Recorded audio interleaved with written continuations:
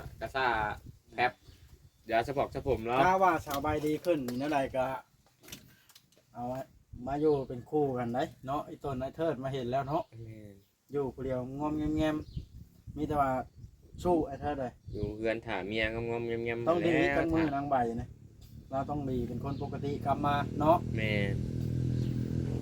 หรือสิหาผู้สาวใหม่มาถ่าสาวใบบ่ได้นี่บ่ว่าตีเนาะ แต่ว่า อย่า ที่ ไปเฮ็ด เถิด แนวนั้นได้เนาะ จะเอาเมียใหม่บ่คือจะได้เมียใหม่อยู่บ่นี่โอ้ อย่าไปเฮ็ดแนวนั้น จะไปเฮ็ดแนวนั้นได้เมียไป เนี่ยไปปิ้นไปปัวกันเนาะ แม่น ไปช่างเฮ็ดได้ลูกพ่อลูกแพทย์อาจเป็นไปได้ โว้ย เอาหยอกกันพี่น้องเอ้ย นี่น้องเถิดจุไผโอ้ เพิ่นต้มไม่บ่ได้เล่นเก่าว่าครับ ชื่อไม่บ่เถิดหรือว่าเสียมเก่าน่ะบ่ สิใหม่ ชื่อไม่เสียมเก่าน่ะบ่เห็นเลยเนาะไปชื่อมาสองอันบ่เห็นเฮียบัดไปกูจิรอ วานนี่ไปทางไหนเถิดวานนี่ อันนี้อยู่นี่เลย บ่เห็นหนาวานนี่ ตอนเช้าบ่ โอ้อยู่จะมาตอนแรงบ่ โอ้โห เพราะว่าถามเบาลิบอกเบาลิไปจอบไอ้เทิดดูว่ะ บ่ เห็ เห็ น น ลิแกล้นมาบ่เห็นไอ้เทิดได้ว่ะ ไปส่งรถจักรยาน ส่งรถส่งรางเนาะ เจ้าบ่มีรถขี่บ่นี่ไปทางใดก็ย่างเนาะ ก็เลยชมจักรให้เขาเลย ชอมจัก เป็นคู่อันเนาะ เป็นคู่อันไหนเธอ จักจะติงนี่นะปาด ติดบ่ได้นี่ให้เจ้าเบิ่งหน่อยติดรถบ่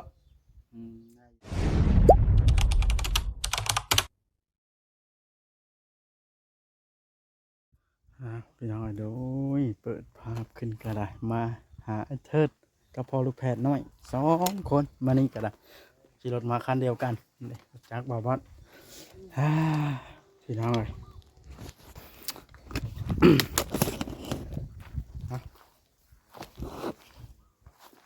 ขอห่มก่อนฮ้อนแดดพี่น้องเอ้ยนั่นเด้ก่อนอื่นก็ต้องขอกราบทักทายสบายดีพี่น้อง FC เบิดสู่กูสู่คนเด้อพี่น้องเนาะมื้อนี้ก็มากับพอลูกแพทย์นี่ก็มาแจ้งข่าวไอ้เทิดเนาะก็พอดีว่ามีผู้หลักผู้ใหญ่เพิ่นสิมาเยี่ยมยามถามข่าวทักทายกันล่ะก็คือสิมาแจ้งข่าวไอ้เทิดล่ะพี่น้องผู้ใหญ่สิมาหามืออื่นว่าซั่น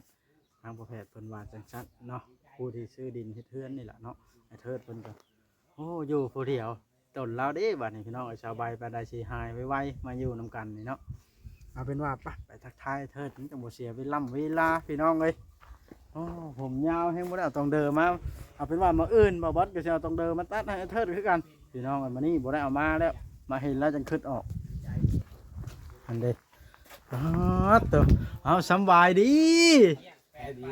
ปอดตัวอันเทิดคือเห็ดคือเงาะป่าแท้นี่ เราไว้นี่ดูพื้นเรานี่เราเก็บไว้นี่ บ่พอลูกแพทย์ไอ้เทิดเกิดคือเงาะป่าแล้วเอามาบ่ต้องเดินนะบ่ายผม ได้ เพิ่น ออก ออ มาก นี่ สบายดีเถิดโอ้ยเนาะเสียที่แต่บ่ได้เอาเดิมมาบ่เด้อเจ้านะ ฉันขอจัดการแล้วเนาะมื้ออื่นเป็นหยัง มืออื่น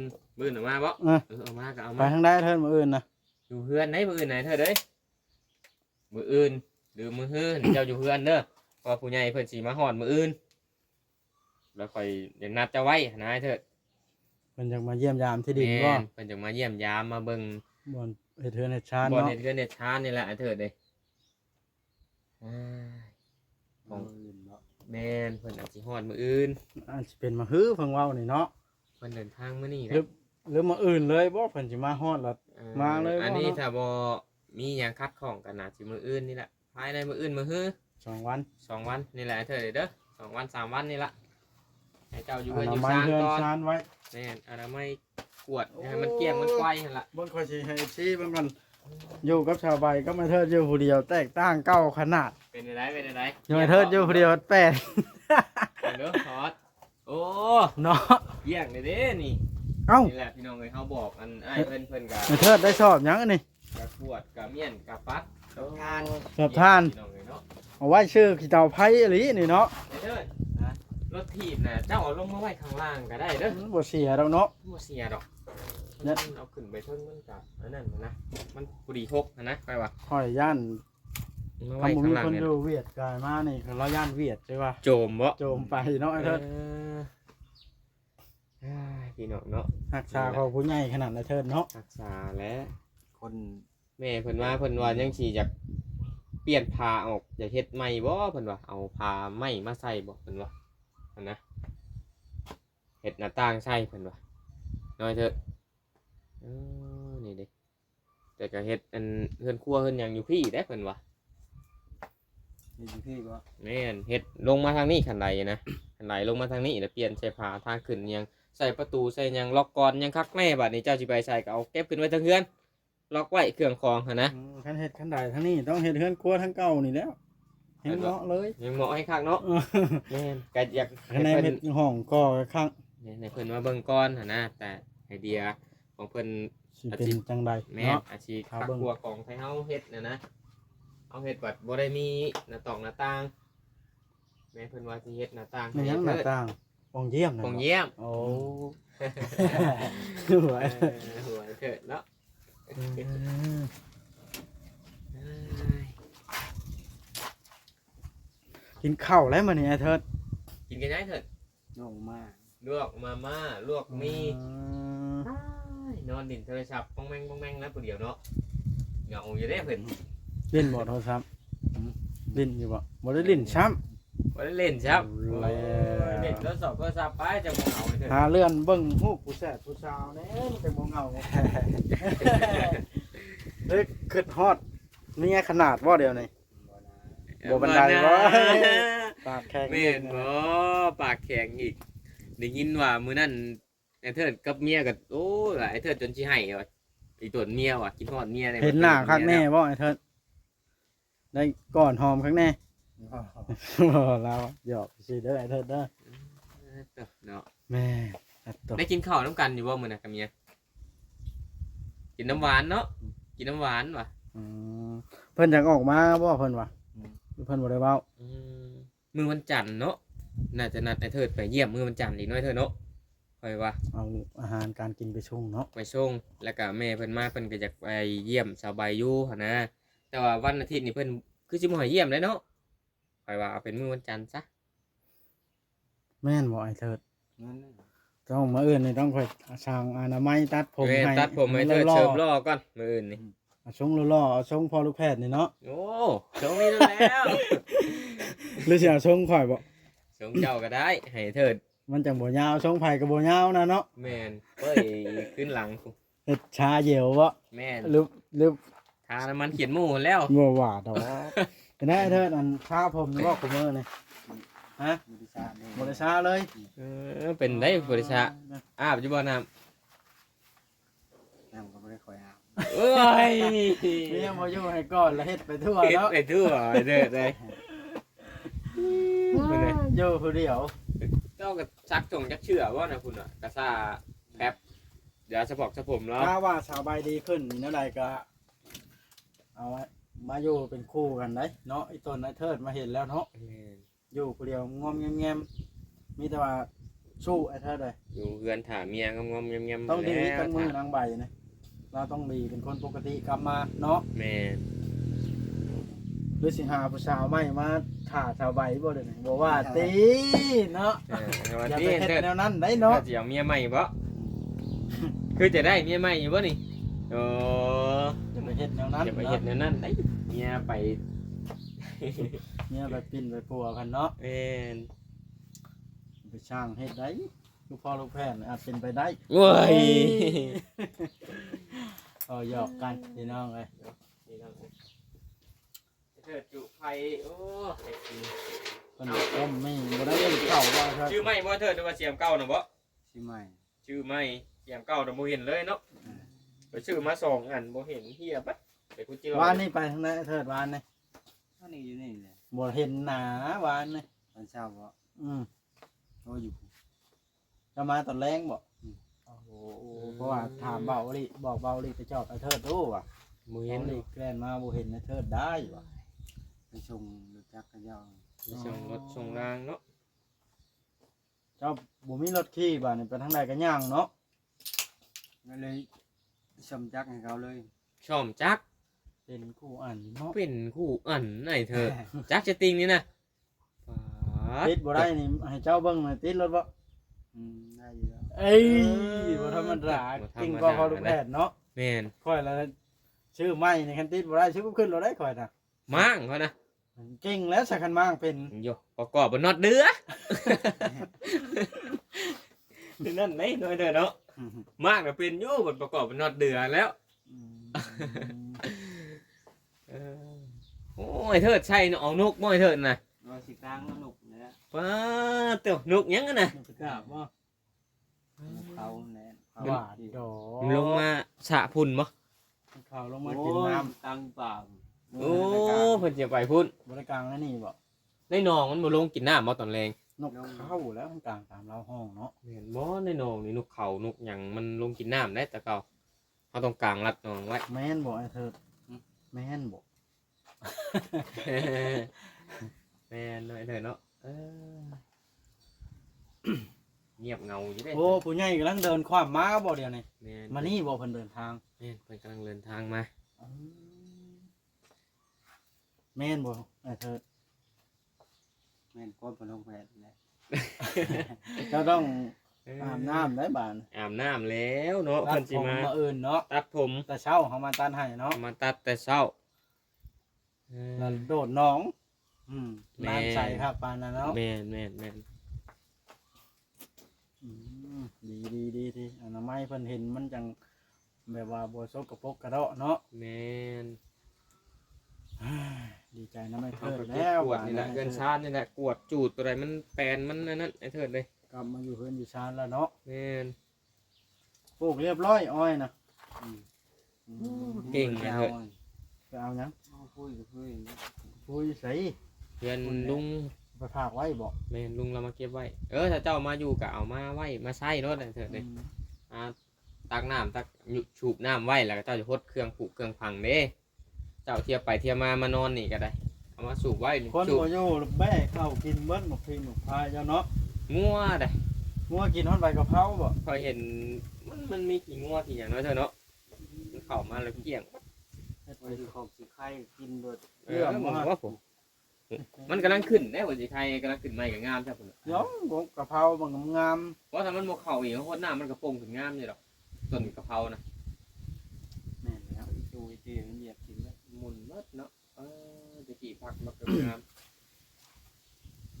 เดี๋ยวเธอแล้วปลูกได้ทำมาแล้ว เราดูได้เพื่อนกับแป้น แปลน มันก็เชกขึ้นลายครับแค่บาดนี่ ทำมาพุ่ง อ๋อเดี๋ยวเนาะปล่อยมันห่าวละล่าได้นี่ เอามาตำพุ่งก็เป็นเธอได้เป็นเนาะยังขักเด้ ไม่มาหุง เสียงรถไฟเฮ้ย เราคำไทยก็ แม่นบ่ แม่น แม่นบ่ฮะต้องให้บางไฟสัมภาษณ์แบบนี้เนาะไฟน่ะเจอเราได้บ่ โธ่มามื้อนี้พ่อบ่าวเทิดมาโดนพ่อสมควรพี่น้องตอนแผกกับบ่าวบดเพิ่นมาก่อน แม่น สบายดีเด้อทุกคน สบายดี สบายดีบ่าวเทิด จะสบายดี เฮ้ย เรากำไพมีเรื่องไหนอยากถามแม่เทิดหน่อยถามมึงดูนี่ผมยาวแท้สิดอก ผมยาวก็ต้องถามพ่อน้องแผดผู้ตัดผู้เป็นผู้ใด เนาะ เนาะพ่อน้องแผดข่อยโอ้คันตัดผมออกนี่ก็รอซะไปน่ะกินพุ่นแล้วมันรออยู่แล้วยามใดก็ไอ้เทิดนะเนาะ แม่นบอกว่ากำไพ แม่นหั่นแล้วเว้าเรื่องจริงอยู่ได้นี่ฮะ เอามีแต่ว่ามืออื่นมือใหญ่จะว่าตัดเนาะบ่ว่าเนาะตัดผมเจ้าจะลืมเอาแบตเตอรี่มาเด้อ เอาของเจ้าหรือของคอย เอาของเจ้ามาละเพราะว่าของเจ้ามันที่เป็นตัวใหญ่ของตัดผมผู้ใหญ่ของข่อยมัน บ่เป็นของคอยของบ่าวโอริ โอ้ยูเบลลี่ซะนะอย่างงั้นนั่นละ ถามแล้วไอ้เทิดบ่ว่าเราจะให้ตัดอยู่บ่ล่ะ เว้าแล้ว โอเคบ่เถิด แล้ว ไปสิแม่ตัดแล้วเอาแปลง เพราะว่า รูปรอแล้วเนาะ ทาง FC เพิ่นก็คอมเมนต์มาให้ตัดตั้งแต่เธอ เดี๋ยวค่อยตัดให้ทรงบ่าวกำไพเลย โอ้ได้สมบัติมันก็รอแล้วนานโป่งช่ นะ ำนานโป่งไหนของ ก่ ข่ อ อน ย ได้บอกว่าเราตัดเป็นไหนช่วงไหนก็ช่างแล้ว เอ ได้ อ เถิด สั่ง เลย ได้สั่งได้ขอจัดการให้ ขอ ถ้า เพียง ข่อย แต่ ตัดบัดยันบ่ได้ออกจากเฮือนถ้าผมโป่งหมดแล้ว นี่แท้โลดเลยบ่ โยนอนนาเลี้ยงไก่เด้มันตัดบ่งามเว้า ว่า ลาย ถ้าผมโป่ง ทางลายอีก กะบ่หลายดอกเนาะว่าบ่เนาะ แม่นก็พอได้อยู่ผู้สาวตัดงามหลายผู้สาวก็มักแหล้วชาวใบก็ให้อยู่คุกอยู่อันบ่อนชูนปิ้นปัวล่ะสิดอก เนาะไอ้เถิดต้องเอาปานใดเป็นหนึ่งนี่นะผู้ชายจังบ่มักกะโด ไอ้เถิดข้าเมียไปนี่มีผู้สาวทักอยู่บ่เออเดี๋ยวมีผู้สาวทักนะ มันเป็นลิ้นเอา ได้ดินเนาะข้าเมียได้เถิดเด้ย แนวมันแล้วอ่ะ ป๊อดข่อก วัยรุ่นเขาปะอย่าหาเรื่องวัยรุ่นเด้อไอ้เถิดเสียงเขาขี่รถนี่พอแห้งแล้ว เองโหดเลยเนาะ เขาเลยหาเรื่อง เขาหาเรื่องเจ้าบ่บ่ว่าเด้อเขาเฮ็ดไปได้นะเขาขี่ดังนี่บ่ เลือดเสียงดังเนาะ ไปเยี่ยมเมีย ไก่เจ้าไปทางไรเบิดไอ้เถิดกินเบิดแล้วบ่ ตัวหนึ่ง ตัวหนึงไปใช้ ตัวหนึง ต้มบ่ ตัวหนึ่งมันเอาไปต้มไปขายให้ลุงมัน สบายนะเออ พวงแห้งพวกชื่อตั้งต่อชื่อชื่ ตอนมื้อนั้นเราเอาไปต้มกินอยู่หันไข่ตอนที่ข่อยมากับพ่อน้องแพทย์นะถามลุงแล้ว เรื่องไก่นี่ต้อง แม่น บอกอันนั้นบอกบ่จ้อยเนาะ แล้วชื่อแต่ไก่เนาะ เออ แต่ไอ้เถิดก็ฮักอันสาไก่นั่นอยู่ได้ เด้ให้ในลุ่มให้บ่ลุ่มไก่แดงเลย โอ้ แม่นเพิ่นบ่ฮะ อ่า ไก่เจ้าบ่ฮะ ในใช้บ่วัด เด้ โอ้ยใหญ่ โอ้ใหญ่ได้ผู้นะบ่ เป็นชาวแล้วบัดนี้ตัวลมไก่ผู้อันเด้แม่ใหญ่อยู่นะใหญ่ไว้แฮงเนาะ ใหญ่ไวแฮง ไก่ผูได้นั่น ไก่ผูปีน ไก่ผู้เทิงอะไรบ่บอส ตัวแดงบ่แม่นตัวเทิงตัวแดงหันลุ่มตัวแดงหันเห็นบ่ ตัวปีนก้นมันบ่ อ่า เป็นก้น เอ มันเลยตัวผู อตัวผู้บ่บอสพุ่น บ่ได้แม่ เขียวดำนั่นดิ ตัวผู้พุ่นภาคตัวแรงนั่นเจ้าว่ามาเบิ่งตัวแม่ว่าตัวลูกมัน ไก่ผู้บ่ยังเลยนี่ อ่า เออ แต่แม่น่ะเราปิ้งแล้ว เราหิวเข่าวเด้ สบายปิ้งแล้ว เออ ไปเยี่ยมมันสบายพ่ออยู่บ่มันน่ะ ท่อ ได้ปากน้ำเล่าอยู่บ่เพิ่นว่าจังได นั่นเลย บอกมาเถอะ สัมภาษณ์ เพิ่นว่าจังได มันแบบม่วนเล่มเลยมา พ่อคนหลายว่าเฮ็ดให้เทิดเงาแท้เว้าแบบ เนาะ นั้น ว่า เนาะ ในนี่บ่เทิดกับเงาแล้วว่าอะไรบ่อยากมานำ มากดี อดเอาแล้วเนาะใช่เนาะ ขึ้นฮอด แล้วนะ โอ้ดเอา กินฮอดก็อดเอา อะไรมันหน้าเนี่ยมันเกือบเขาอีกได้สัก ให้เมียดีเศร้าแล้วจังอันนั้น ไอ้หามมันได้ ห้ามบ่ได้พี่บ่ ว่าแต่เงินหายก็ยังไปซื้อกันแต่นั่น เออ เพราะหายมันหายเจ้า เจ้าย่าได้เถิดเด้อ บั บั ต ด รไหน นี้ ท เจ้าจะมาให้เราเห็นได้บัดนี้เด้อ ำเนาะ บอกว่าเยอะนี่ จีกส่ง โหแท้จีกมันส่งบ่ขาดก็จีกให้ขาด ว่า ใครบอกว่าให้ชื่อไปได้ยังไปให้เขาชื่อให้อยู่ เออ ให้ชื่อให้กับลูกบอลนั่นแหละ แม่นบ่ แม่นบ่ไอ้เถิด อย่าสงสัย บ่ บ่ ได้ ที เว้า แล้วเนาะ ใส่ให้ บ่เว้าไปตัวที่ได้ ไม่ใช่ให้ไพ่นะ เฮาบ่มีหลักฐานเลยอย่าเว้าไปเด้ ต้องเพิ่นสิว่า ต้องอันนั้น เฮาใส่ให้ เขาห้ามคนเดียวเขาก็ห้ามไม่ได้กันไม่เอาไปนั่นแหละป่ะ ต้องห้ามเบิดหมู่บ่ อ้าวคนหลง บ่คอยว่าน่าจะบ่แม่นดอก ยันเราล่ะชื่อเองเนาะ เจ้าบูเนาะ เพราะไอ้นายเห็นเราเอาแต่ลูกเด้ อืม อันเอาแต่หลานหั่นนะเอาบ่เห็นเราไปทางใดสิดอกเฮาบ่มีหลักฐานแล้วบ่เว้าผู้นั้นผู้นี้เด้อเถิดเด้ บ่เทิดเราอยู่บ้านประจำบางเทื่อก็เฮากับประจักษ์นำลาวคือกันเฮา ใครสิขายให้มันคอยบอกไว้เลยมันเขาขายกันเอาบอลได้มันเคยไป เจ้าจักฮอดบ่อนเขาขายบ่เดี๋ยวนี้ ว้ายคอยคนกินเนาะว้าว เออ อยู่ใช้คอยกับผู้จักคันว่าเขาอยู่ใช้คอยกับไปหาคันว่ามันมี เออ บ่เทิดก็ไปบอกมันหมองขายไว้ว่าไป อย่า ขาย เว้า ให้เมี ได้ ย บ่เทิดเด้ อ่า เพื่อเจ้าหน้าที่เพิ่นเบิ่งคลิปนี้เพิ่นนำมาหาเจ้าให้เจ้าพาไปได้บอกว่า เจ้าอย่าเว้าได้แบบไหนเถิดเด้ เจ้าบ่อันข้อมูลบ่มีว่าไปชุม4ชุม5บ่ได้เด้ ว่าเพิ่น ที่ เอา เดือดร้อน เพิ่น จ้ะ ให้พาไปแล้วมันสิยากนะ ว่ามันยักแล้ว ไปกับไปซื้อของเขากัน เขา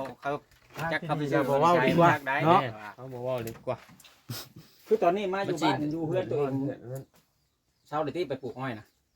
เอาแล้ว เดี๋ยว ยาม ท่านค่อยเป็นแอนเทิร์นนี่ค่อยสิเอาชาดไปปูอยู่อันกอบงแล้วขึ้นอันนั้น ปู่เฮ็ดหยังน่ะ ปูแล้วนอน โอ้ย เย็นกัน เพิ่นน้ำขึ้นได้อันนี้พอแพทย์มองเพิ่นน้ำขึ้นตอนนั้นเพิ่นยังติดใจอยู่แต่เบิ่งนี่ นอนอยู่เฮือนนี่ พุ่มเย็นคักเพิ่นว่า บัดยามฮ้อนกว่านี้ก็เนาะ เย็นครับ ปัดกวดไปหาอยู่หากินแต่ก็มานอนเดือนตัวเองมันก็คักเลยเถิดเด้ย แม่นบ่ แม่น บ่าวจอย ไป กินแถวนู่นแถวนี้เฮาก็ทำมาก็มานอนเฮือนตัวเองนี่แหละมาเผาเครื่องของในเฮือนในซ่านเฮานี่แหละ แม่นบ่บ่าวจอย หาคนเอาเดือคนอายุเนาะหรือว่าบ่มีบ่เดือแต่นู้นจะโคกแต่เฮาไปตัดไม้นี่ ฮะกันฉันคุยกับไอ้เทิดแล้วเด้อ สิไปไส ไปกันหลายนาทีพอสมควรแล้ว จบคลิปลงสักก่อน เอาเลย อ่ะโอเคพี่น้องเอ้ยเอามามื้อนี้ก็ได้พบพ่อไอ้เทิดแล้วมีแต่ว่ามื้อหน้ามื้อในสิได้เอาต้องเดิมมาตัดผมให้เพิ่นอืมอันนี้ผ้าห่มไอ้เทิดคือข่าวแท้นี่เงินก็เฮียแล้วเอามาโอ้ยไปยัดเขาทงเสื้อประเที่ยบาทนะเอามา ผมเห็นอยู่บนเลขนี่เจ้าอย่านั่นนะเจ้า 514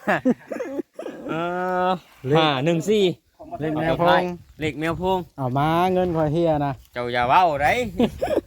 เงินไอ้เทิดบ่ เทิด อยู่เดินเฮือนไอ้เทิดเอาเงินไอ้เทิดใช่ พี่น้องเอ้ย เอาไปมอบให้ไอ้เทิด 5-4 บัตรพอแพทย์เก็บได้ เทิด มอบคืนส่งคืนเจ้าของบ่ เงินสบายแล้วเราถือแล้วเราเฮีย บ่แม่นบ่เงินคอยกันนี่ บ่แม่นจักตี เอาโอเคพี่น้องคลิปนี้มาแผ่ที่ได้พอตัวเจ้าคลิปก่อนเม็ดยาวหลายนาทีพอสมควรพี่น้องเอ้ยเนาะ แม่นเลยฮะเจ้าคลิปคือกันพี่น้องเอ้ยอ่ะคลิปหน้าจังพบพ่อกันเนาะพี่น้อง คลิปหน้า